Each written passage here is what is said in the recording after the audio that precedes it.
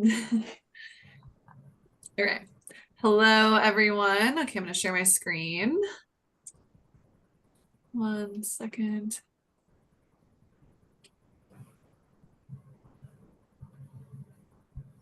Okay, can you see my presentation? Yes. Verbally. Okay, now cool. I can Affirmative. Allison's presentation. Awesome, cool. Glad I recorded those first 30 seconds. Okay, so now we're good. Hello, everyone. Welcome to the CIEE Teach in Spain panel webinar. We're really excited for this. This is my favorite one each year because we get to actually hear from not just the CIEE staff who you'll hear from all the time, but people who are actually in Madrid right now at 9 p.m. Well, to me, that's very late. I don't know if it's late for you guys. But just thank you so much for joining. So you'll hear from actual teachers and their experiences. So we're going to just go over what is CIEE, the Teach in Spain programs, and an overview. We'll meet some of our current teachers and hear about their experiences. And then we'll have Q&A after each section as well. So CIEE, we're a nonprofit that's been around for more than 75 years to help people gain knowledge in different programs. We do high school study abroad, college study abroad. Some of you are probably college study abroad alumni or high school. We get a lot of those. And then just to bring people together and yep, lots of different programs at CIEE. I'll introduce myself. I'm Lauren Massey. I'm the Teacher Rod Manager. I've been working here for over 3 years, helping people get to Spain. My name is Rachel Dietz. I'm a CIEE TEFL advisor. I've been with the company since March of 2022. And I am an alumni of the program myself from 2016 through 2018. And hi, I'm Gabby Polite. I am the program assistant. I'm also an alumni of, 21 through 23. So if you go into the archives of our social media, you'll see Gabby on our TikTok and Instagram when she was ambassador from Thailand and Spain. Awesome. Okay, so we're going to do a quick poll. I want to get some information on backgrounds of everyone. So have you been to Spain before?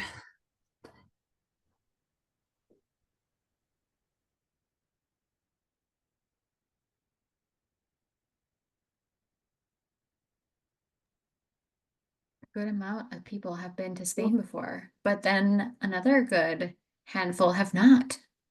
Yeah, so we are about 2/3 yes and no is 1/3. That I bet probably a lot of people who've been to Spain before did study abroad. That's a big group of people, but also yes, we do get lots of people who've not been to Spain before and also have never even been out of the country before. So some people, maybe they're super well traveled. Some people, maybe it's their first passport. We do get a range of people from all over the place. Oh yeah, can you see that? Cool. Oh, and also just as a heads up, we have a Q&A feature in here. You guys can put questions in the Q&A. We'll answer between different sections of this. Okay, next. Why Spain? So why do you want to go to Spain or teach in Spain?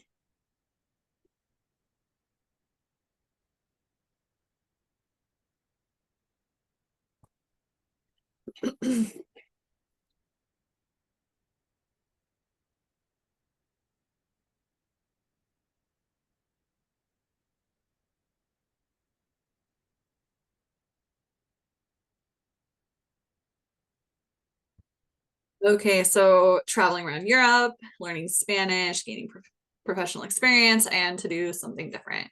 Cool. Well, luckily Europe is very well connected with good flights and access to affordable flights, trains, buses, so you'll be able to travel, you'll have long weekends, you'll be able to learn Spanish. I think the best way to learn Spanish is just by living in a Spanish speaking country. And yes, just lots of opportunity to do something different. Next question, do you know what TEFL stands for?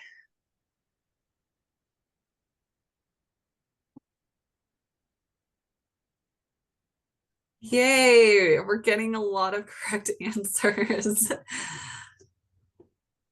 100%. Perfect. Okay, that was kind of a trick question. I assumed everyone got that correct. Yes, teaching English as a foreign language. Next, do you speak Spanish? Oh, need to stop the other poll. Oops, sorry. Trying to figure out my polls.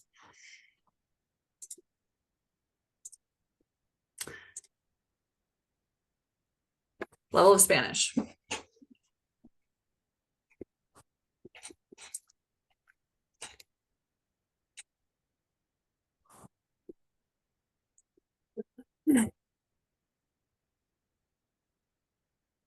Well, pretty even across some newbies, some people, most people want to learn more.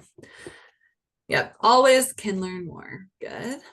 I think I have 2 more questions. What was your major in college? This is really just a 2-answer question. Curious.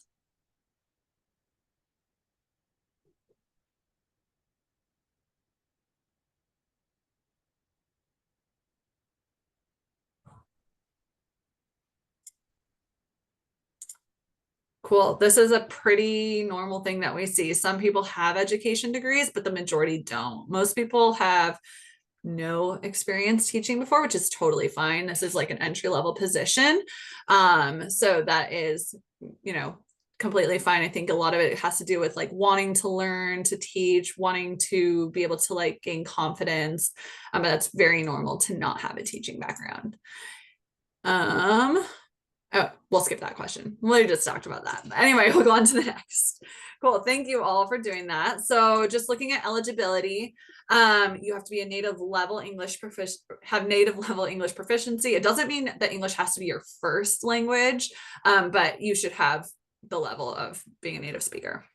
You do need US citizenship, a bachelor's degree in any field, have to be under 59. And then also the most important one, I think, is to have a flexible, adaptable, and positive attitude. You're wanting to learn, you're wanting to go into this with just embracing like the unexpected. A lot of moving abroad is like you have to be adaptable to new situations. You're going to learn things, a year from now or whenever you go next summer, fall.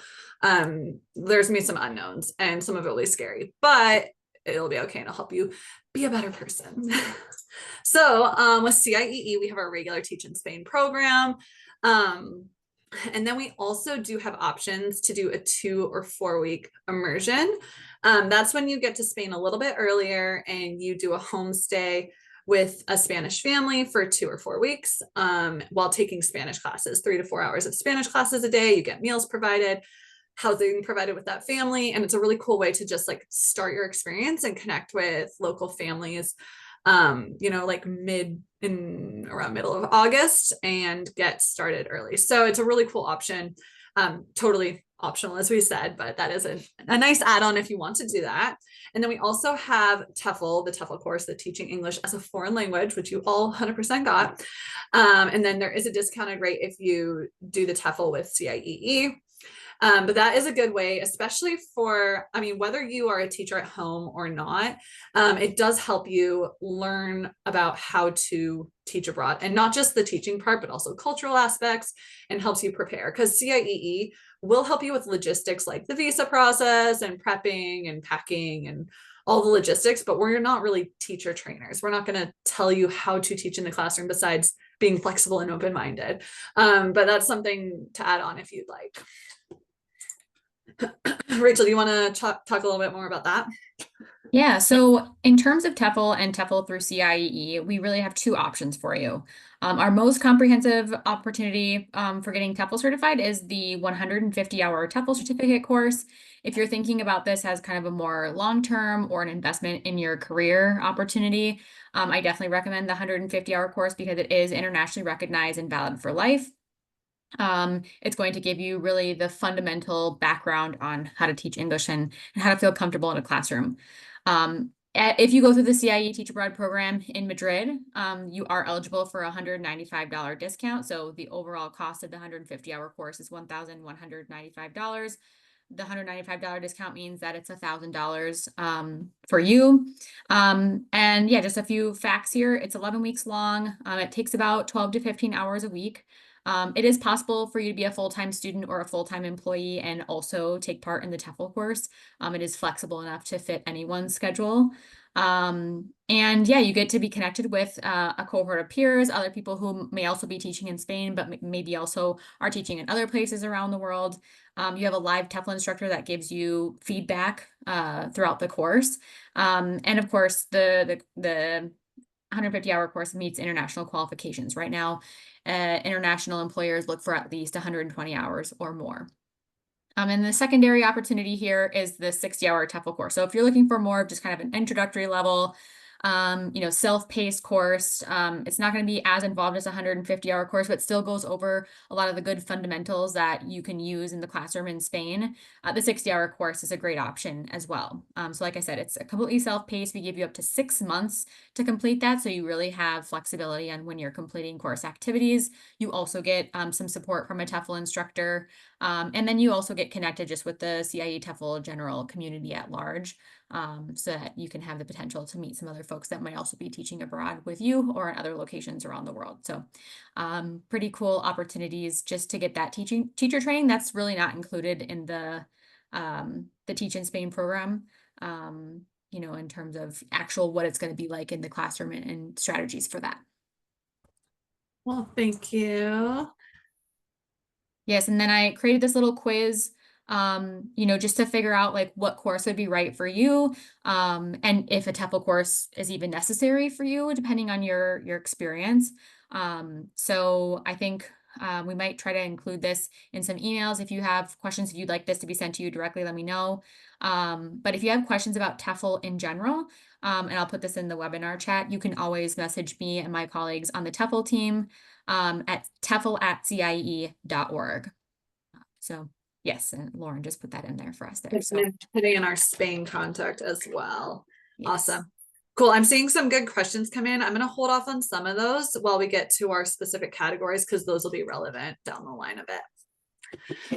So what's the job? The job is teaching as a language assistant. You are an assistant teacher in the classroom 16 hours a week. That doesn't mean you're just in your school 16 hours a week, but you are in the classroom 16 hours a week. You might have other like break periods, coffee breaks, prep periods, meetings, but that is in classroom hours.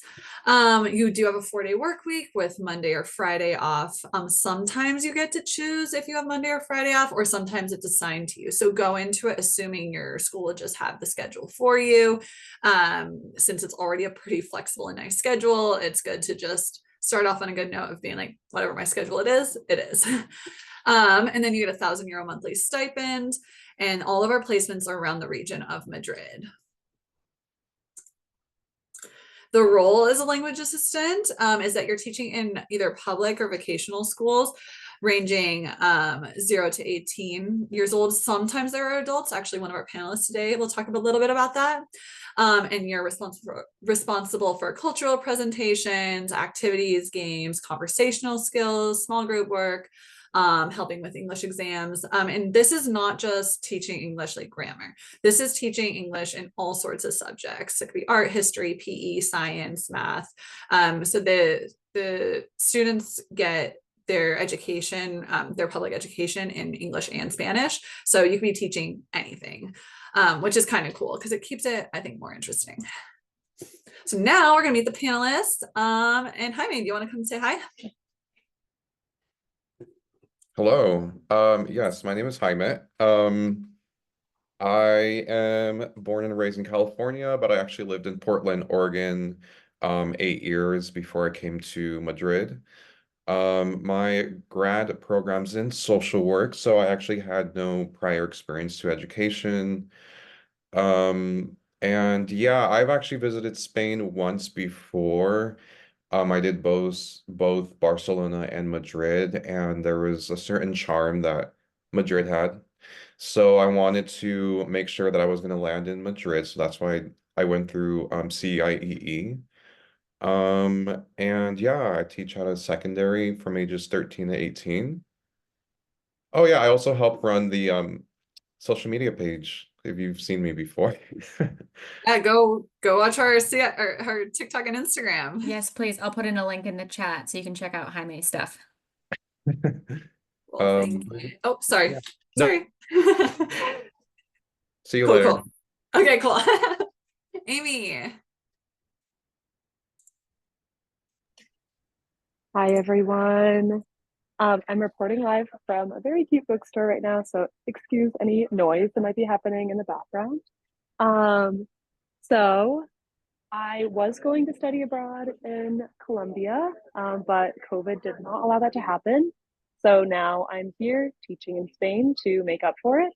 So I was born and raised in Easton, Massachusetts, and I graduated from Wheaton College in Illinois in 2021. Where I studied international relations and Spanish. And I wanted to teach abroad, primarily to just experience living in a different country, to experience a different culture. I also really wanted to just have full immersion in the Spanish language, to feel more confident speaking it every day. And I just wanted to explore another part of the world. Being in proximity to so many other European countries has been amazing. It makes travel really feasible. Um, Currently, I teach at a secondary school, so students age 12 through 18, within the city center limits of Madrid, at a school called IES Villa de Vallecas. And finally, I decided to get TEFL certified, because I really wanted to, not just do my job, but do my job well here, in Madrid, and feel like I had the tools to succeed. And as it was mentioned earlier, this certificate is recognized globally. So I know that after this program, when I move back to the States, if I want to have a job in the ESL field, that is something that I can attain. So yeah, thanks for listening, and glad to be here. Thank you. Brian.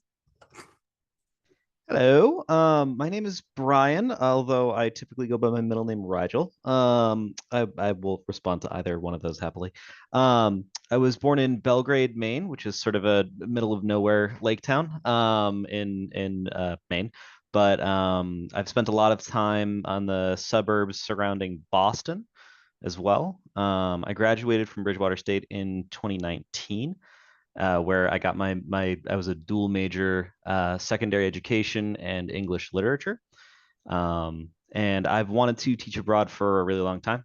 I have a bunch of coworkers at a lot of the places that I've worked that were native Spanish speakers, who I count among close friends, and I've wanted to really hone that. And while I've done a lot of Duolingo type stuff, I figured immersion was going to be one of the best ways that I could really nail it. I'm teaching in Majadahonda, which is west of the city center. I'm at a vocational school, and I'm that odd corner case where I mostly have like 16 to 18-year-olds, but I also have a couple students who are my age or older, and I'm 28. So, but yeah, I'm having a lovely time here, and I'm happy to be here on the panel and answer anyone's questions best I'm able. Thank you. Natalie.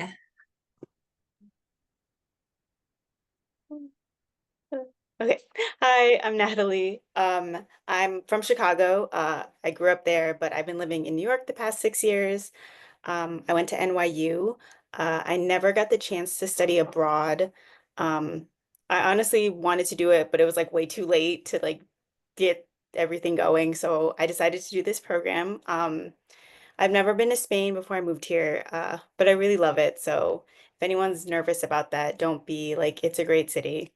Yeah, so I'm currently teaching at a secondary school in Pozuelo, which is from where I am, like borderline La Latina. It's like 30 minutes away. So my commute, I think, is great. I'm always just like listening to books on the train. But yeah, I feel like I was speaking really fast, so sorry, but yeah, thanks for having me. You're good. I always speak fast, so I'm like rapid fire. Let's go. Cool. Thank you, Lena.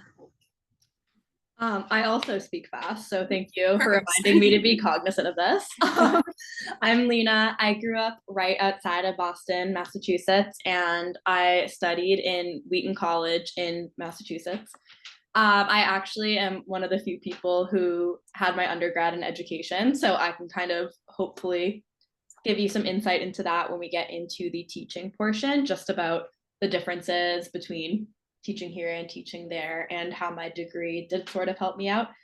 I was a teacher in the United States for 2 years right after college. It was a great experience. I kind of just needed a break and wanted to continue teaching. It's something I'm personally really passionate about, but also I'm passionate about traveling and learning new things and seeing new places. And teaching abroad just felt like the perfect way to incorporate all three of those things. I'm at a primary and infantile school in Pedrozuela. So I have everywhere from age, my youngest class is 3 years old, and my oldest class is sixth graders. So I think that's like 11, 12 years old. So I kind of have a wide variety of all of that. And yeah, thank you for having me. Yeah, thank you. Priscilla, do you want to introduce yourself? Yes, hi. My name is Priscilla. I did the teaching Spain program, but I also did TEFL, and I studied abroad in France in 2022 to 2023, which is a huge reason why I decided to come back to Europe, and I wanted to move to Spain to be able to practice my Spanish. But I was born and raised in California, and I went to San Francisco State. And I teach at a secondary school here in Parla. And Parla is about it's south of the city, but from my commute, I live perfectly in the middle of the city center, and my commute from Parla is about 40 minutes. Just because I clip in the middle of both Parla and the city center. So it's been really nice. Thank you. Okay, so now we're going to have everyone, thanks for the intros, talk about these different topics. So I have saved, I noticed some questions coming in. We've answered some, but we're going to hold off just to talk about these different topics. But saving and budgeting, our very favorite topic, but still very important. Housing, public transportation, building community, teaching, TEFL, and then life after teaching. So we'll start with saving and budgeting. And Brian, do you want to talk a little bit about your experience with this? Sure. So to start off, how much did I save? I saved about $3,000 before I got here, which was adequate for what I needed. The big thing I mean, firstly, like the sooner you can get your paperwork done, the sooner you get your visa, the sooner you can get your plane ticket. And the sooner you get your plane ticket, the cheaper it's going to be. So that's going to be one of the bigger things that saves you some cash. The other big thing to try and get your hands on is apartment hunting. So that one can vary. I've had some people say that, you know, they had a really hard time and they had to do like first month's, last month's, and a deposit kind of thing, and that ended up being expensive, or like agency fees. I didn't have that problem. I had first and last months, so that was I'm paying $450 for my rent. So that was about €1,000. Sorry, I'm flip flopping between euros and dollars. They're similar, but so I had to have about 900 for that. Which, I mean, I had 3,000 saved, so that worked out. So that's going to be your biggest hit after your plane ticket. And then the other big thing to think about is going to be obviously things like food. It's going to be a larger expenditure. Now, food can be cheap if you are like grocery shopping. So one of the bigger things that I would advise people to do when you get here, you're going to need to find some place to stay while you are apartment hunting. As the vast majority of people here don't get your apartment until you get here, because I mean, you that's the advice CIEE gives, and I think it's fair. I think it's very rational, and I agree with it. So trying to find a place where you can use like a kitchen is, while you're apartment hunting, is really going to help you out with saving money. That's just for when you get here.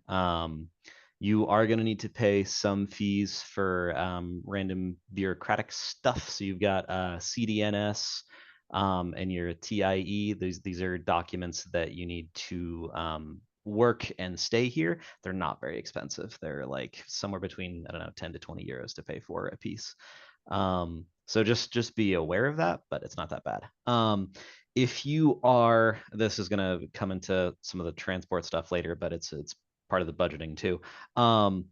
If you are under the age of 26, you can get what's called the Abono Joven, which is a card that lets you access the metro and a significant portion of the city's bus systems for very, very low prices. There's been some rumors of that going up a little bit, but to the tune of like from like €8 a month to like 10 or 15, something like that. If you are an old man like me and you are past the age of 26, it's gonna tick up the price to I think I paid 28 to get from my apartment to my school. That's like my range. Which I mean, 28 euros over the course of 30 days. It's about €1 a day to get to work. So that's to say that even in the more expensive window, it's very affordable.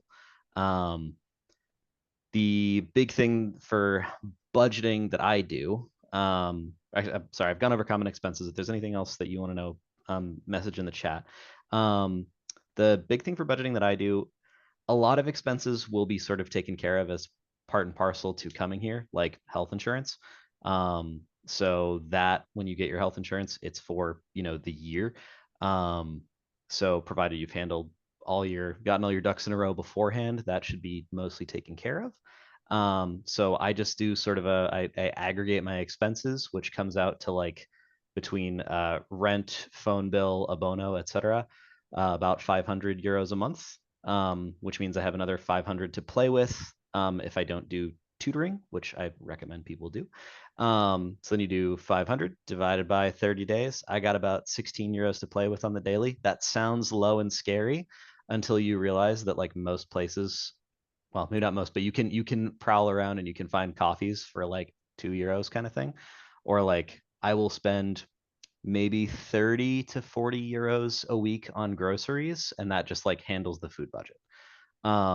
So provided you are looking around for inexpensive places, a lot of stuff is very, very affordable here. And obviously, if you do tutoring, that's going to give you a little bit of extra breathing room. I would say the challenging part for me has been the travel part. Obviously, travel is accessible, but that also falls into like the earlier you buy your tickets, the better. I have sort of a random like friends are wanting to surprise, let's go to France or something, and if you don't plan on that in advance, that can be real expensive.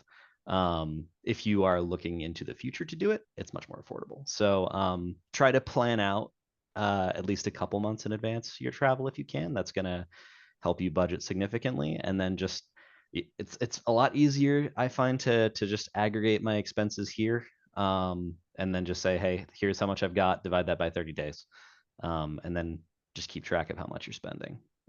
It's been very manageable. I'm bad at budgeting in general. I've got big time executive dysfunction, and I have not had a problem. It's been very, very manageable for me.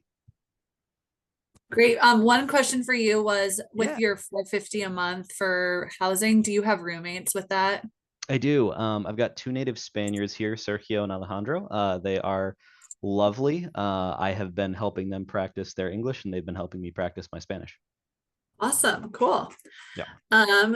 Thank you. Gabby, do you want to just touch a little bit more on budgeting? And then I'll see what questions we can answer. Yeah, Brian did an incredible job, Yeah. actually. Not anything, like, you. honestly, when I was looking at these things, I think in terms of, I saved about the same amount. Like, I think he mentioned 3,000. I think I saved about 3,000 to 4,000. Something I want to reiterate, though, is that you're not going to be getting paid until after your first month of working. So all of those things he was talking about in the beginning, like your abono, your phone bill, the apartment deposit, you're going to have the amount of money that you're spending on your housing situation before you find like the designated housing for the year. just keep in mind to be aware that you'll be paying for those things prior to, finishing your first month of work.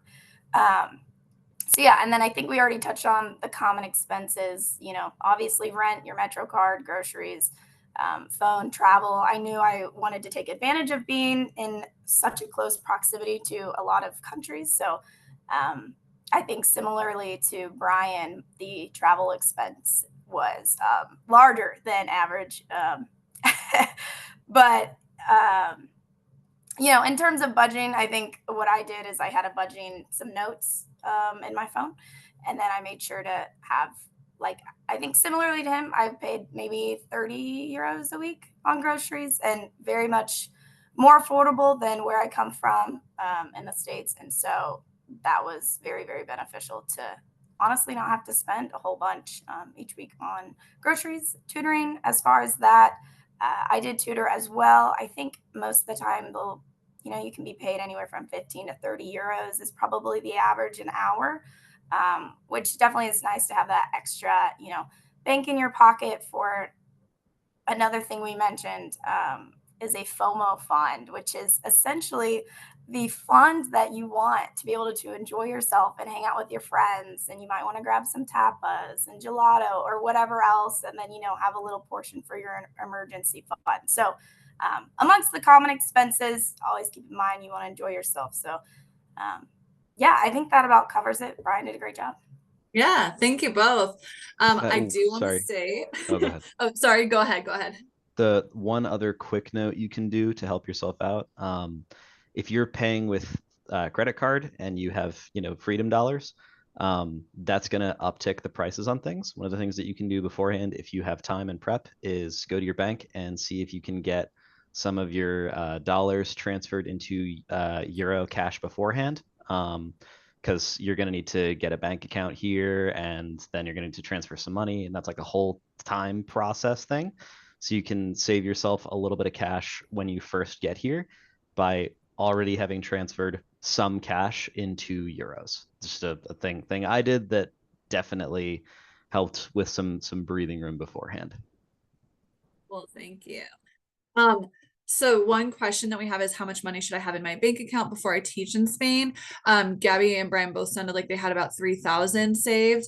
That would be the absolute bare minimum I would recommend. We are recommending a little bit more now, close to 4,000, 4,500, just for that trip to France, or those like nights out where you're like, oh, well, I want to, but I didn't save. So we are recommending having a little bit more just for some wiggle room, because I can tell by both of you are both very efficient budgeters who sound like you do everything in Excel. So if you're not someone who's an efficient budgeter, then think about just a little bit more wiggle room, just to be on the safe side.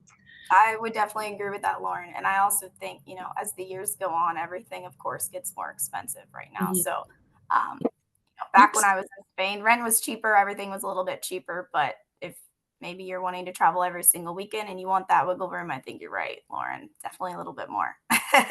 It's still doable, 100% doable. It just depends on your lifestyle. But yeah, cool. Thank you. Let's move on to the next one, and we'll still go through questions. I see a lot coming in. And we're going to talk about housing. So Priscilla, do you want to start and talk about your housing experience? Yeah, so my housing experience was pretty fast, I would say. I only pay 441 in rent. I do have three roommates, but our apartment is newly renovated. We live in a neighborhood called Opaniel, so it's not a very common neighborhood. I don't hear other auxiliares living over here, but it's still really close to the city center. Um, it's about like a 25-30 minute metro ride, which doesn't take long. We used Idealista to find the apartment, uh, and we got it through a website. Our landlord uses a third party to deal with just anything that we need, called Sazume, and I think on there you can also look for housing. But we reserved it through there, and we I think I only had to pay like I think not even $1,000 for like my deposit. I think it was just like 1 month's I think it was about like 900. It was like 1 month's rent plus just like an agency fee. And it took me about we saw 5 apartments or like 4 to 5 apartments, and it only took about a week. Um, so me and my we I knew was gonna have one girl that I like met on the CIE Facebook chat. We decided to live together, so we got an Airbnb for 1 week after the orientation week, and we were able to move into our apartment right after. So basically, we didn't have housing technically for like 2 weeks, but it was very, very helpful. And yeah, like I said before, my apartment is newly renovated and it came fully furnished. And yeah, my rent is really, really cheap. I think my utilities are about 20 euros a month, but that might go up with the winter season. But my Wi-Fi is only 15 euros a month, and split between us, it's really, really cheap. Awesome. Thank you. Yeah, Natalie, what about you? I feel like I got lucky with my housing situation. Two of my friends, they needed someone and they were like, "Oh, do you want to be our third roommate?" But they found like the place we're living in now because one of my roommates has a cousin who's been living here for like 10 years, and then she saw a sign that said like for rent and helped her get a place. So I would definitely recommend like walking around and seeing if you can do the same because I've heard other people have like similar stories. My rent is 425 a month and it includes all the utilities. Um, yeah, I feel like I don't know. Like it's was stressful at first, but we found this place within like the first like week and a half of being here. The only thing that was a little bit stressful is I feel like landlords here are very lax when it comes to getting back to you, and you kind of freak out and you're like, "Oh my God, I'm not gonna find a place to live." Like you'll be fine. They're just taking their time, and usually they're older, so they're not very tech savvy. But yeah, and definitely have WhatsApp if you don't have it by the time you're here. Like everyone uses WhatsApp, so that's what I would recommend. So yeah. Awesome. Thank you. And Lena, how about you? Yeah, so I live in Seoul, which is as in the center as the center gets. It's the very middle of everything. I live right in Plaza Mayor, which when I explain it to everyone from home, I basically explain it in that like if you've ever walked through anywhere and been like, oh my gosh, imagine living here, like that would be crazy. Like that's where I live, right in the middle of everything. My rent is a little bit pricier because I'm in the center of everything. We each pay 600 euros a month, and I have two other roommates. That is including everything. We don't pay for any utilities. We don't pay for Wi-Fi. Wi-Fi was already set up when we came here, so we were also kind of paying for ease in that sense. Like we didn't have to deal with setting it up. Um, we also have a cleaning person that comes once every 2 weeks. So we basically kind of got everything included. It's a little bit pricier, but we really didn't have to like lift a finger. Um, Ours was also completely furnished.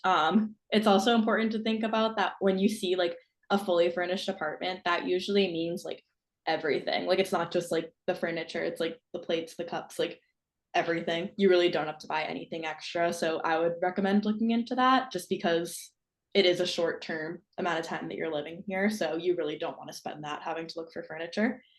Um, I also used Idealista and went through an agency on that website. And it took me, similar to kind of what everyone else said, about a week after orientation. So you have the hotel during orientation. And then after that, I had booked a hostel for a week, which is doable. It's a cheaper option. It's not the greatest option in the world, but it's doable. We got through it and ended up finding my apartment within that week. So it's stressful in the moment, but everyone gets through it. Everyone finds a place, I would say, within the first few weeks of being here. Awesome. One thing, Thank you. Oh, sorry. one thing I would like to add is it was very helpful when talking to landlords, like knowing more or less Spanish, because not all landlords will speak English. So they do appreciate even if you do try, for the most part. I noticed that for people who didn't know any Spanish or anything, in some conversations I had with people, they struggled they talking to landlords, and it took them a little bit longer, but it's all case by case. But that is something to take note of, is to at least be open to trying. I know it's early on, but it's something to do. Cool, thank you. Oh, and back to like learning Spanish. So we've definitely heard feedback, like you don't have to know Spanish to do the program, but it will help you get started up in Madrid. In a few slides, we're going to talk about building community and like meeting friends at CIEE. So make sure if you don't speak Spanish, you go find those people who speak Spanish who you'll be best friends with, and you can like buy them a drink in order to have them talk to landlords for you. So some questions about housing is, what is a good way to find roommates? What do you think? And any of you can pop in. If you all talk over each other, it's fine. We'll just take turns. I would say you will have an option to join the Facebook once you get admitted everything. That was how I found it. One of my roommates, and then I actually found my other two roommates at our orientation. So that's was super easy for me, at least. Anyone else have tips besides? Yeah. Oh, sorry. No, you're fine. I would just say orientation definitely really helps. I also feel like once you meet someone in person and you get like a vibe from them, you kind of know like, oh, they're gonna be terrible to live with or they'll be great. I also would definitely recommend like have a meal with the person or people and just set boundaries and figure out things, because I feel like there's nothing worse than like signing a lease and then realizing that your roommates are terrible.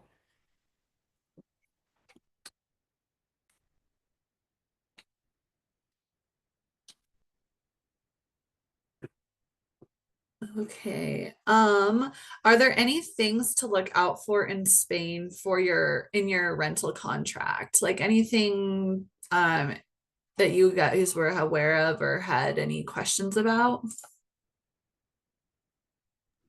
I feel like during orientation, everything I needed to know was said. As far as like, before coming, I didn't know anything about agency fees until orientation. So I think just pay attention and attend orientation. They go over a good amount about the contracts. I think that orientation for me, like if you listen to the parts about housing, they pretty much tell you everything you need to know. One thing to just like double reiterate, I guess it's not like necessarily a contract question, but definitely make sure to wait until you get here to get an apartment. I know two people who are Oxes that tried to get an apartment without viewing it, and they both got scammed out of it. So definitely make sure CIEE is really good at like reiterating that. And obviously there's exceptions if you know a person directly, but I guess that kind of goes along with contracts, just understanding kind of like how things work here. Like make sure you go see the apartment before you sign anything. Well, thank you. Okay, we're going to move on to the next slide. We'll still answer more questions. Just want to get on to the next. But thank you all so much. So public transportation, talking about the metro. Yeah, Amy, do you want to talk about it first? Yeah, absolutely. Can you hear me okay? Yeah. Great. So Madrid public transit just shines in comparison to most major cities in the US, in my opinion. And it really is a main component of keeping the cost of living manageable in Madrid. You can get virtually anywhere you need to go using public transportation in Madrid. So personally, before moving to Madrid, I owned a car. And so if you own a car, you know, a large portion of your budget goes towards maintenance, gas, insurance, etc. Now that I'm here, I'm over the age of 26. So I only need, and I'll get into this a little bit more later, but I pay 20 euros a month for pretty much all of my transportation, which is incredible. So a little bit more on that. I take the metro to work because my school is technically within the city center limits. I don't need to take a bus, although many of my friends do take a metro and then get on a bus that goes further into the community of, or outside of the community of Madrid to get to their schools. But my commute is approximately 45 or 50 minutes one way. For some of my friends, it's about the same. Others, it's a bit longer.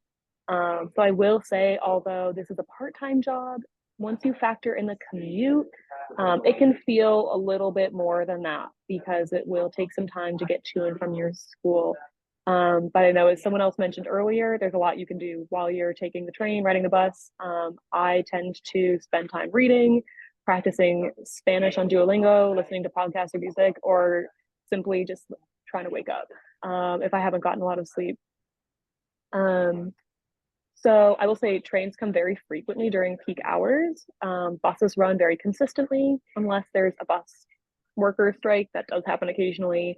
Another pro, I've never felt unsafe on public transit, and I take it by myself at all hours of the day. As for the cost, so you will have an Abono card that allows unlimited rides in a particular zone or zones. This depends on your age and where your school is located. So if you're 25 and under, right now the cost is €8 a month, which is amazing. Since I'm 26, I work close to the city center. My rate is about €20 a month. So it's still pretty good, all things considered. I would also consider walking to be a form of transportation here. You're going to be doing a lot of walking. So invest in a good pair of walking shoes before you get here. That will save your feet and your shins and your legs. And yeah, moral of the story, if you're 25 or under, do this program. Maybe just because the transportation is so good. I don't think you'll find anything like it anywhere else. And yeah, I personally, in my opinion, I think my quality of life honestly improved from the public transportation in Madrid, because instead of driving and getting stuck in traffic everywhere, I get to walk and just like sit and kind of relax and zone out and enjoy the ride. So a little bit about public transportation here. Thank you. What about Lena? How's your experience been? Yeah, pretty similar. So I will say, like I said, my school is in Pedrozuela, which I think is pretty much the furthest point north that I've heard of anyone getting placed. So my commute is definitely long, but I wanted to live in the city center. I chose to live closer to the city, so I really don't mind it. I kind of knew what it would be like. So I do have a metro and then a bus. I kind of agree with Amy that honestly, like, my commute is definitely one of the longer ones, I think, compared to people who I'm friends with here and who I've spoken to. It's about an hour 45 every day, which is long, but it really doesn't hit me because you're not driving. You're sitting there, you can read a book, you can do a podcast. You become friends with kind of other Auxes. My whole bus on the way there is pretty much Auxes. So like you end up talking to people and like meeting new people in the public transportation, which I didn't think of prior to coming here. I am lucky I'm 24. So I pay the €8. It's amazing. It's great. I'm pretty sure that €8 can get you everywhere. I could be wrong. There might be some places it can't get you, but I've never run into any zone that you can't get into. So that's another perk to note, is that you don't need to pick a particular zone. If you're under 26, it's for all of the zones, which is awesome. It makes it that much easier. Yeah, and I think that pretty much covers it. It's a long commute, but it's really cheap. I think it's worth it. And kind of like Amy was saying too, we do work less hours, so it ends up, the longer commute kind of doesn't feel so long. So yeah. Awesome. Thank you. And Brian, what about you? I'll say that Amy and Lena did a pretty thorough job. I'm in a great job. I think we covered basically everything. I'm in a similar boat to Amy. It's a little bit. It's about an hour. Earlier in the day, it's more busy. So like I have a weird schedule. And one day a week I have to get up at a normal human hour, and the buses are a little bit packed. It takes a little bit longer then. And then when I'm going most of the time to work at like 11 or so, it's fairly quiet, which I really like. Helps me with audiobooks and such. It's about an hour to work most of the time. I take there's sort of a couple big bus locales. Sorry, there's different metro stations, and then the metro stations, there's a couple that are sort of like the bus place. So I take a metro to this place Moncloa, and then Moncloa is sort of the nexus of all the buses around Madrid, and then I take a bus from there to work. As real quick for figuring out route and transport options, I'll say that I'm sort of a cartoonishly bad navigator. I really just struggle to know where I'm going.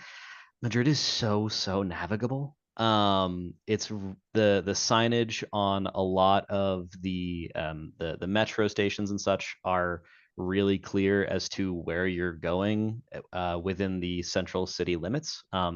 There's been a lot of times where I'm like, I know where I am and I know where I need to go. I don't know how to get there, but I will be able to figure it out within about a minute of getting into the metro station. It's a little bit harder with buses, but it's still very manageable. Google Maps is your friend. I have less experience with the trains in general, so I can really only speak to buses and metros. But I mean, I still am confused by Boston, and I have lived outside Boston most of my life. I figured out the metro here within about a day or two, and it is as the other two panelists here stated, very affordable. You pay for your abono, and that will cover all of your trips for whatever zone you are designated as. If you're under 26, that's all of them, for the entire month. Cool. A good question about the abono card is if you have one for maybe studying abroad before going to Spain before, is it rechargeable when you get there? And I think the answer is yes, but if anyone has the actual answer, which maybe Rachel does if no one else does. I know that I have a public transportation card that's not the abono that says it's valid for 10 years. I saw that question and was looking at my abono. I don't see the expiration date. I'm going to assume it's for a good while. If it's like the other transportation card, it's going to be for a few years. But I will also say that as a side note, getting the abono is a thing that you should do as fast as possible.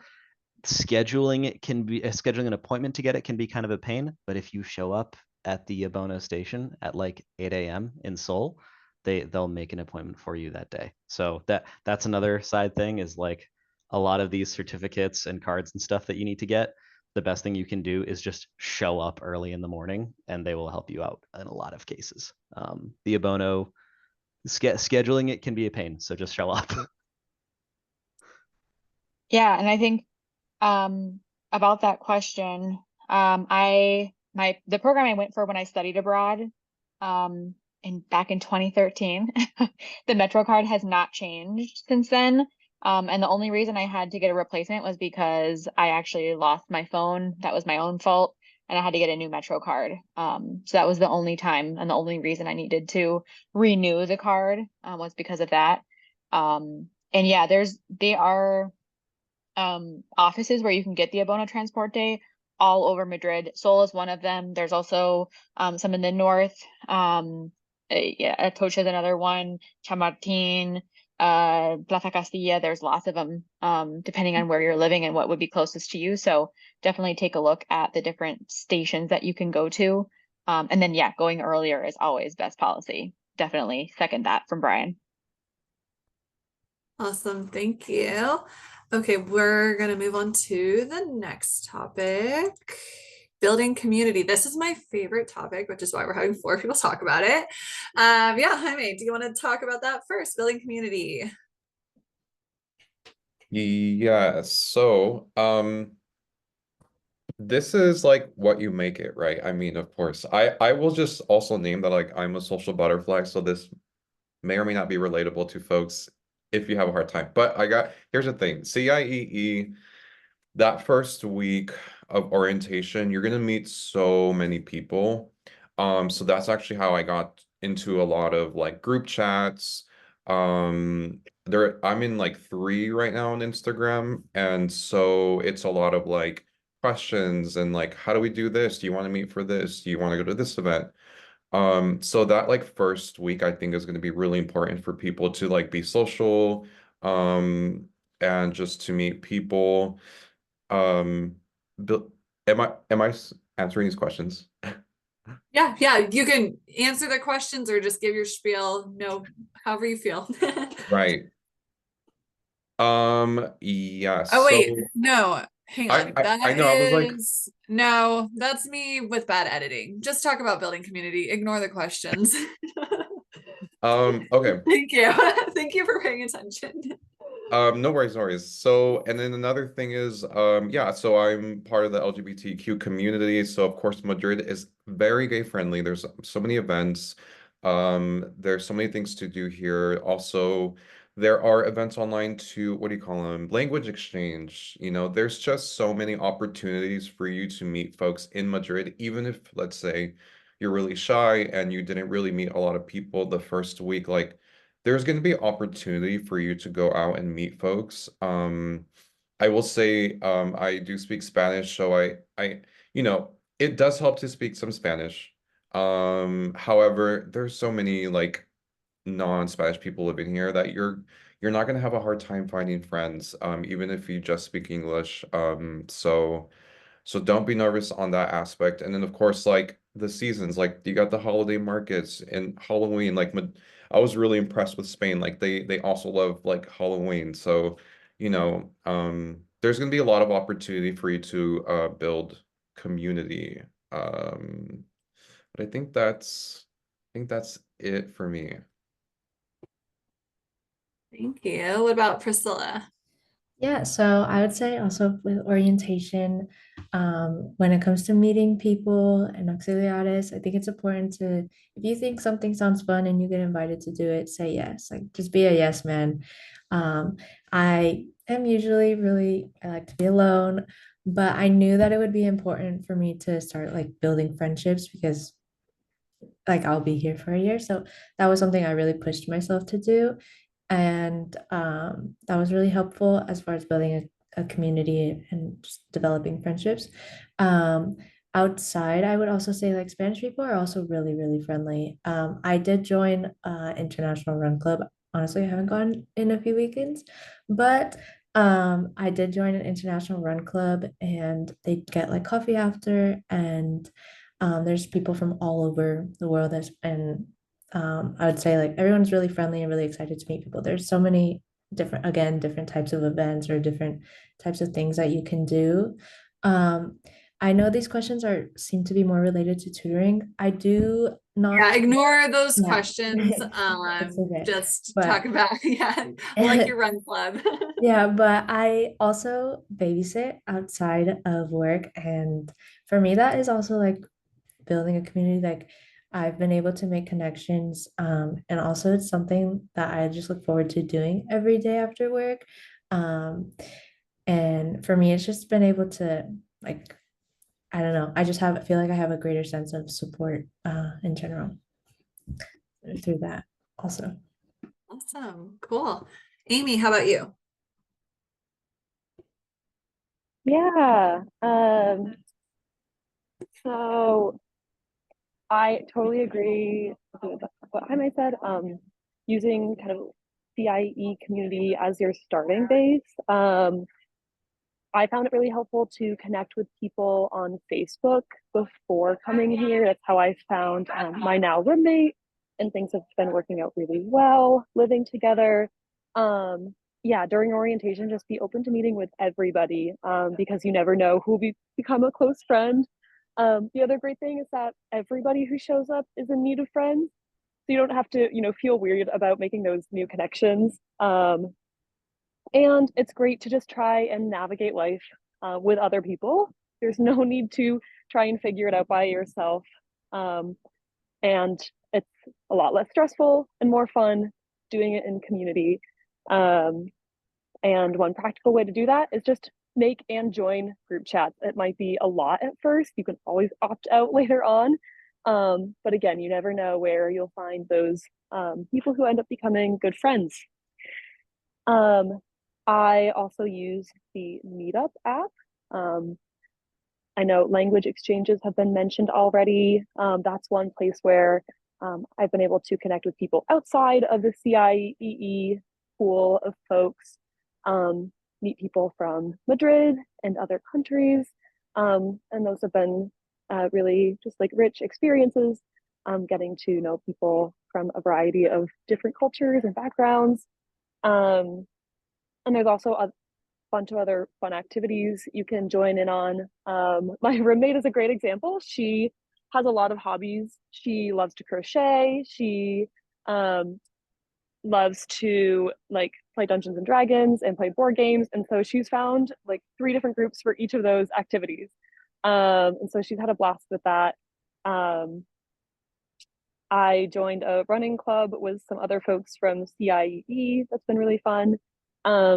So whatever hobbies you have or you want to try for the first time, make that another starting point for going out and meeting new people.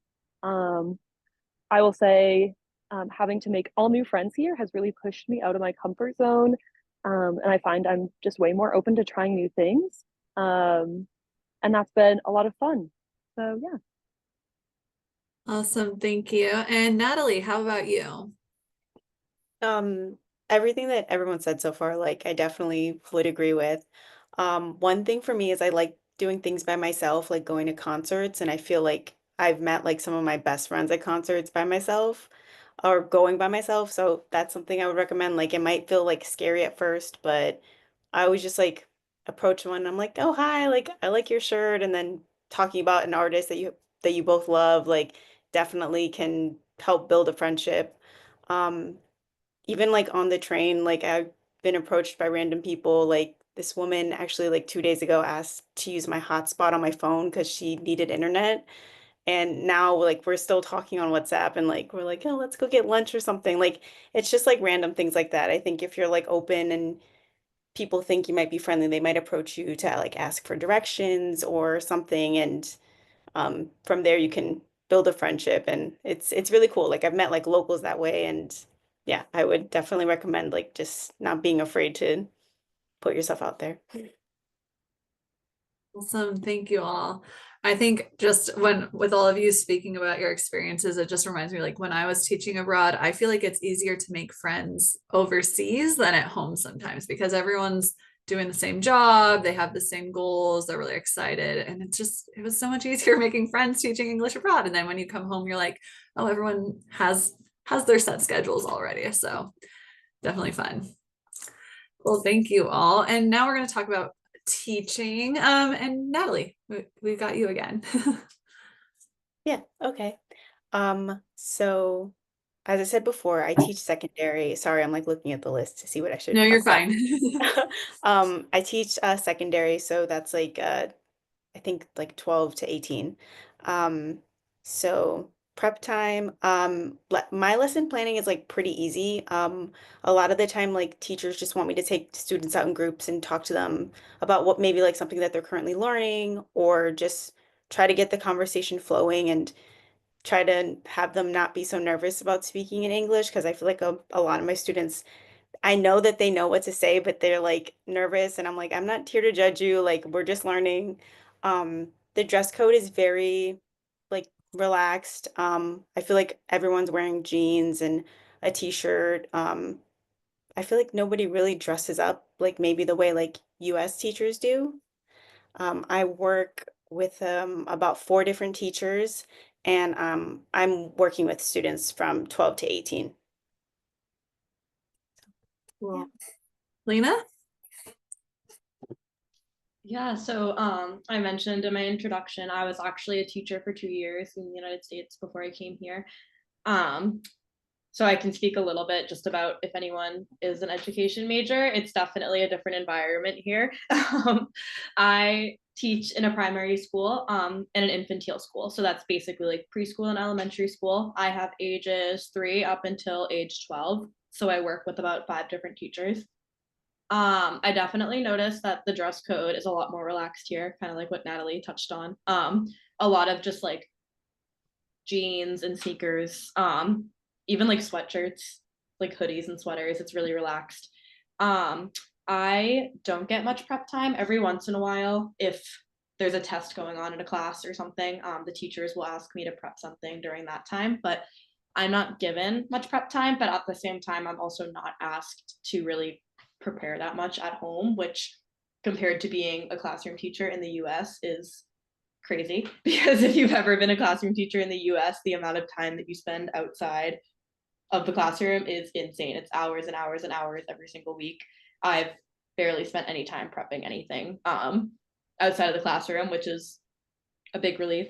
I'm at a bilingual school, so I am in English classes, but I'm also in science classes, art classes, music classes. In those classes, like the music and the art, it's more so kind of going around. And at my school, it's really just like try to get the kids to talk, go around to them and ask them about like what they're drawing, ask them about what songs they're learning in music. They really just want you to get the students speaking. The speaking in English is really the hardest part for these kids. So it's really just going up to them, and like your job is really just to like be their friend. Like you're not like, at the end of the day, it's really just like they want a native speaker to talk to them. They want to adjust to the accent of a native speaker. It's going up to them and talking to them and being their friend. It's an amazing job. It's so much less stress-free than being a teacher in the United States from my personal experience. I can't recommend it enough. I recommend it to every single one of my friends that's still teaching in the United States. I think it's a great thing to do. Yeah, I can't say enough good things about it. It's awesome.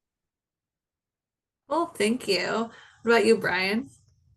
I'm gonna second a lot of what Lena said, just in terms of the prep time and such. So in my case, a lot of my school days, I have about like a 2-hour break in between classes, which on the one hand, it's like, I'm at school for 2 hours doing nothing. So I use that time to do any prep work that I need to do, so that I don't have to do it when I'm at home. I typically ask my teachers if there's anything they want me to prep, because I have 5 different teachers, and I have, I think, 14 different classes of like various different subjects with different kids, which on the one hand can make it a little bit challenging to it's hard to really get to know some of the kids, because a lot of them I only see a little bit less than an hour each week. But so to adapt to that, I think I'm in an odd case. I'm in a vocational school, which is both high school and also after high school, but not college. It's like a in between kind of thing. But because I have such a varied base of classes, I typically try to go to my teachers and say, "Hey, next week, is there anything you want me to get ready for next week?" And I prep that during my breaks. But I will say that a significant portion of it, a lot of the time, it's, "Hey, do you want me to prep anything?" And it's, "No, just have some conversation points so that you can try and get the kids to talk to you," kind of thing. So I just spend time finding out about the things that they like, so that I can get them talking to me about whatever it is that makes them happy, because the goal is to get them speaking English. Some similar dress code, ask your teachers, but from what I've seen in a lot of cases, people are, I asked them like, "Hey, can I just, like, if it's cold, can I wear a hoodie?" And that was just, "Yeah, go for it." I have a whole bunch of different teachers. I think I have 5. But I think that's a case by case. Every school is going to be different in how many teachers you have, what kind of classes you have, kind of thing, as well as age groups. That one you're largely not going to know until you get your placement. Once you do get your placement, I do recommend contacting your school and saying like, "Hey, I'm one of your new Oxes. Can you tell me about the school, what my schedule might look like, what classes I might be teaching, anything that I need to know in advance," kind of thing. And then during orientation, try to take a window to go, visit your school before you are working there, and meet your coordinator, kind of thing, and get a feel for the place, hopefully get a tour, kind of thing. Well, thanks. And then Jaime, how about you? Yeah, so I teach at the secondary, ages 12 to 18. So actually, when I got placed there, my coordinator reached out to me and asked me what ages I prefer to teach and what subjects I prefer to teach. I'm not sure if everyone has that experience, but so I decided I wanted to work with the older kids. So I teach, I have also a music background, so actually I teach music a lot and English, of course, but then there's also like technology and other subjects. I know my other auxes at that school teach history. Um, so yeah, prep time. It really depends. Some teachers just have you show up, and then other teachers are like, I'm gonna need you to prepare a whole lesson. Please do this. Here's a week's ahead of time. Please send it to me. So it really depends. It varies. And in terms of dress code, I was nervous because I have gauges, I have a tattoo on my neck. And so yeah, so far it's been fine. It's very like I don't know, business casual. I'm not sure. People are wearing jeans, teachers are wearing jeans and t-shirts, and I would always go on the safer side of your first week, just making sure you're a little bit more formal than probably, and then kind of go from there and see how teachers are dressing. Um, and then yeah, I don't know, I work with a ton of teachers, actually. But a lot of the auxes at that school do have a lot of repeat classes. So maybe you'll see the same teacher for a few classes. Um, but yeah, I just want to say that I was most nervous about teaching in terms of like teaching abroad because I just don't have that background and I've never really worked with kids. So it can be done and I think it's a challenge worth taking in my opinion. So Great, thank you. We have more or one or two more. So I'm going to talk about TEFL. So Amy, can you talk about your experience with the TEFL certification? Yeah, absolutely. So I would highly recommend CIEE's TEFL program. I feel like it gave me a solid base off of which to kind of build my skills as an auxiliary. And as I said before, I'm also now eligible for ESL instructor roles when I return to the US. So this course is asynchronous, but it's organized incredibly well. Um, from what I sense, because the course is designed by teachers for future teachers, the material is dynamic and it really has something for everyone. Whether you're an auditory, visual, or kinesthetic learner, there's going to be something for you. So the course material was fresh and it kept me engaged, and I was genuinely just very interested in learning everything that was presented. My instructor was very personable, and I found the support staff were just highly responsive. I was working full time while I took this course, and they were very reasonable, very kind, and granted me some flexibility on my practicum and allowing me to extend the time for my practicum. They granted me an extension. I found so there's an optional Monday like virtual class. The one time that you kind of get like face-to-face class with your instructor and with other people in the course. It really helped me to connect with my classmates, and it was cool just to share what we were learning. And I saw that there were a bunch of other folks who were equally invested in the course. So that was um, a definite highlight of the course. So while the auxiliary position really requires no prior experience in the classroom, I am glad that I had some experience through the practicum hours before I started this role. As it was mentioned earlier, there are some teachers who want you leading activities with their support for potentially an entire class. And so because of this TEFL certificate, I feel like I have the know-how to not only come up with appropriate and engaging activities, but I can also instruct well. For example, some skills I learned in this course, like comprehension checks, eliciting, using hand gestures, scaffolding on the, I can do all these things on the fly during my lessons. And if these are unfamiliar words For me, to you, I would say Amy very much explained TEFL really well. And for me, I was actually working like two jobs, and it was for me a little bit difficult as far as just handling the work. But the TEFL support team was super, super helpful, and they also granted me some extensions and just any support that I needed. So it's very, very much manageable. I did the 150 hours. So I did that because I wanted to see if I wanted to be a teacher. I also wanted to get experience before stepping into the classroom, or get a general idea of what the classroom might be like.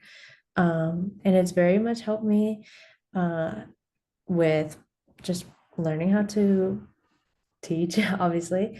But there are some things about English that I totally forgot, like from primary school, and just like didn't really think about, obviously, on a day to day. So going to the classes, the optional Monday classes was very helpful, and just kind of um, being engaged has really helped me within the classroom, because there are some things that I've heard like other auxiliaries being like, I don't even know how to teach this. Like, um, and I don't know, I think it does give a lot of perspective. It's something to do if you want to get ahead and want to prepare a little bit. I also think that they do offer good job resources. So if this is something that you end up really liking, you can use it for the lifetime if you do the 150 hours. So it's something to keep in mind. Yeah, and just kind of going off of that with the job services, just to clarify that a little bit, super cool that you can really take advantage of the TEFL job placement opportunities apart from the teaching in Spain that you would do through our program at any time once you're TEFL certified through CIEE. So we currently offer placements in places like Hungary. We have another region of Spain that we cover. We also have placements in Japan and Santiago, Chile. And just last month, we added a new placement in Morocco, which I'm super excited about. So something that if you're looking for opportunities post teaching in Spain, we got your back on that one. Awesome. Rachel, you might know the answer to this question, but do most CIE alumni go on, or, well, so yeah, I think TEFL alumni, or maybe just teaching alumni. I'm not sure what the question is, but do most CIE alumni go on to careers in teaching? I will say for the Teach Abroad program, like the Spain participants, most do not, which is fine. Like that's just, most people don't have a degree in education. But what about TEFL, Rachel? Do you know? I think it's a pretty mixed bag on what people end up doing. From my experience, just with folks that taught abroad with me, and also talking to a lot of alumni through my position at CIEE, I've heard people that go on to do master's programs. They'll go back to work a job in the States that was related to what they got their bachelor's or their master's in, which has nothing to do with teaching. There's quite a few people that I've had the pleasure of speaking with that do programs back to back and just continue teaching abroad. I think Gabby is a good example of that, who did Thailand, Spain, then New Zealand. She really is a travel queen, if you will. And yeah, I've gotten to work with people who've done our Thailand program, then the South Korea program, South Korea, then Hungary, then Chile. So there's just a lot of things that you can do with the TEFL course. And I think it just opens up opportunities. Getting a TEFL certificate will never hold you back in the world of teaching abroad and being able to live internationally. Cool. And I think I'm going to move on to the next slide because we're kind of going into life after teaching. We'll be pretty quick with this because I know we only have about 10 more minutes, so I want to make this fast. But Rachel, Gabby, and I are going to talk quickly about life after teaching abroad. So I taught abroad from 2012 to 2014 in South Korea, and I've had a lot of jobs since. I've worked in nonprofits, then I moved back and taught abroad, and then I was travel writing abroad. I worked for like in a marketing job, nonprofits. What did I do? I've had a lot of different jobs until CIEE, which I started about 5 years. Well, yeah, 5 years ago. But what was I? Oh, I also got TEFL certified, and it helped me back in the US because I was tutoring at a community college for people who had come to the US and needed help, and then also was writing some curriculum for TEFL courses. So it's also just cool to have because you're like, oh, I can actually do something with this after, whether it's career or not. That's my very quick spiel. I've done a lot of different things since teaching abroad, and it was the best decision I made. What about you, Rachel? And then we'll go on to Gabby. Yeah, I agree that teaching abroad was definitely one of the best decisions I've made in my personal life and also in my professional career. I taught abroad from 2016 to 2018. I initially thought I was going to be like a year thing and then I was going to move on with my life, and that was definitely not the case. Clearly, I'm working at CIEE right now. But I taught for 2 years, and then I did end up becoming a private online tutor through an American company. So I was working remote. I did a lot of tutoring when I was teaching abroad, which helped me get the position as an online professional tutor.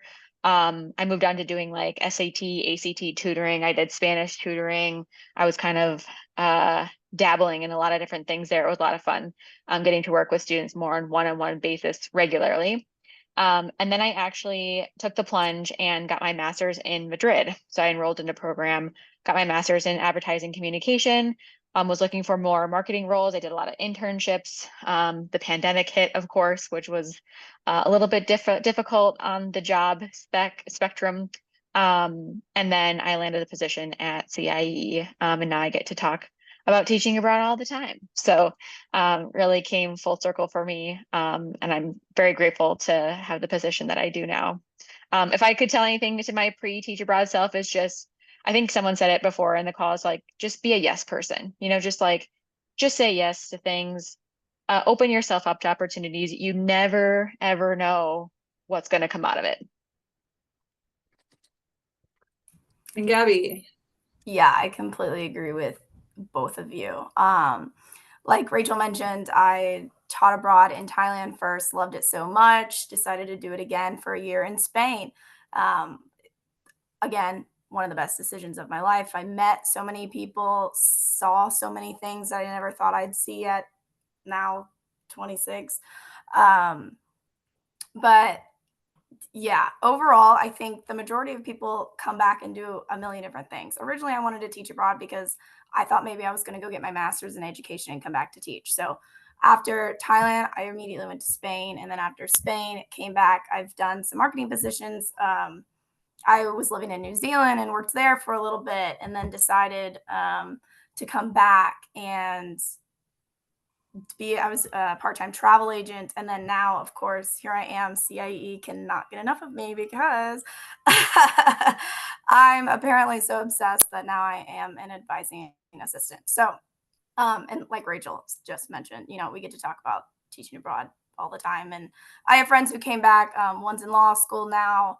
I still have friends who are in Spain, actually. And again, like the people that you're meeting abroad and the things that they're doing afterwards, a lot of times people have the same perspectives as you. So maybe they do tend to continue traveling. And then, like I mentioned, sometimes they do come back and go teach or go back to school. So opportunities are endless in that. But yeah, Lauren, if you want to kick off what it was like for you to transition back to the US. It was hard. It was really hard. Yeah. It's not fun. Like it's hard, but it ended up being fine. It's like coming back and then living at my parents' house and then being like, what am I going to do with my life? I need a car. I need to move. And just, I was cranky. So, I mean, it kind of sucked, but that is what it is. But then it's fine. It's just a transition period. So, yep. Yeah. And everyone, the say yes thing. Just say yes to everything and you'll have a ton of fun. So yes, save up for that random trip to France. So budgeting. Anyways, I think we're quickly gonna wrap it up soon. Oh, there is one question actually for Priscilla about what neighborhood you lived in, if you want to type that up. And right now we are accepting applications for fall 2025 through spring. So it's a few people in the chat did ask how long is the program. It is a full academic year, so you'd get to Spain sometime next August or September, and it goes through the end of June. So it is pretty much a 1-year commitment. A lot of people do renew for a second year. So that's a really cool option too. Like I said, you're going to get addicted to teaching abroad, so you will renew for a second year.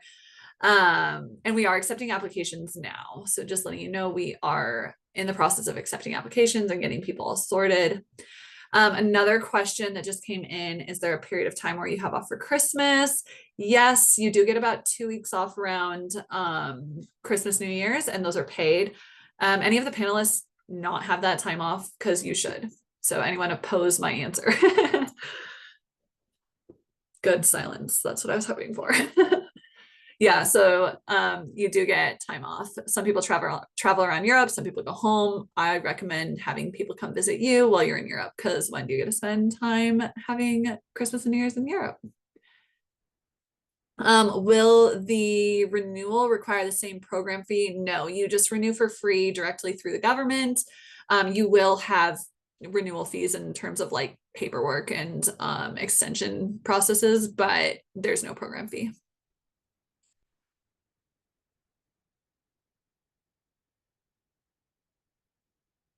Any other questions?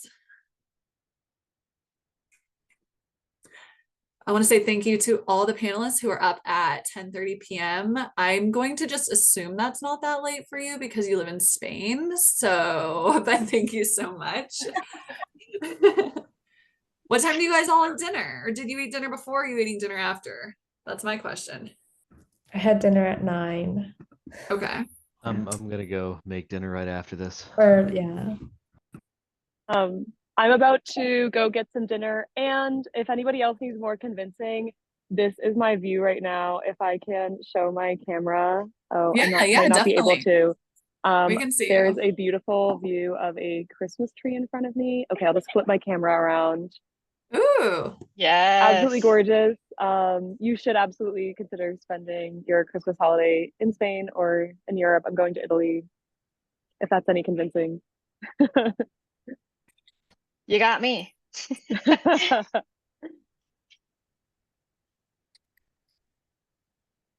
Awesome.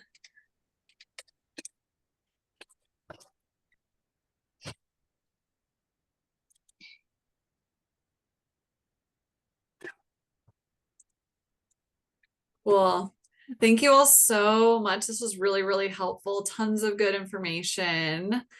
Yeah, and I think if anyone else has questions, just email us at tefl@cie.org or teachinspain@cie.org. Follow us on social media. It's very fun. And yeah, thank you so much. We'll wrap it up there. Have a great evening, everyone. Thanks, everyone. Bye-bye. Bye. Ciao.